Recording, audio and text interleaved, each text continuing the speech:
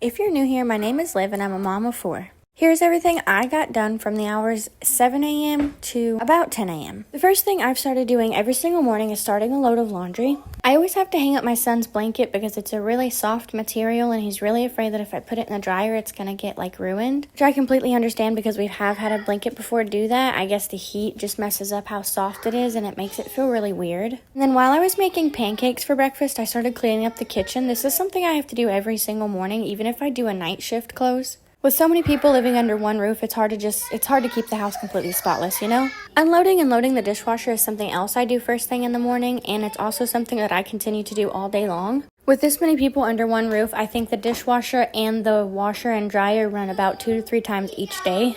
I had a little helper for breakfast this morning. I always have a little helper doing something, honestly, and I really love that they want to help so much because it's just it helps them learn how to be a little human being themselves. These were my first 3 small pancakes I made for the kids, but if you're like me, then you burn every single first pancake you make, so all 3 of those pancakes went to waste, I'm not gonna lie. I burned all 3 of them.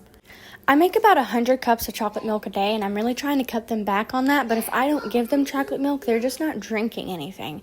Is anyone else's kids like that? If you don't give them the specific drink that they want, then they're just not drinking anything else until you give them that drink? My daughter's quite different. She'll drink a lot of water throughout the day if you just give it to her, and sometimes she'll even ask for it, but you really have to give it to her. And then I just finished up by mopping the floors. I have a lot to do today because today is Father's Day, so I don't plan on cleaning too much more, which is why I cleaned a lot yesterday, and I was really just finishing up the kitchen this morning, so I just finished up by mopping. Does anyone else have to clean their mop really, really good like this before every single time they mop? I will do this in between every single mop because I just feel like the mop gets so nasty. And yes, I did use a very small amount of Fabuloso, but that's only because there was only a little bit of water in the bucket. Typically, I used a little bit more than that. I just didn't want the floors to be sticky. And then, like I said, I always have a little helper helping me do something. So here was my other little helper helping me today. He finished up the mopping for me, and that's about it.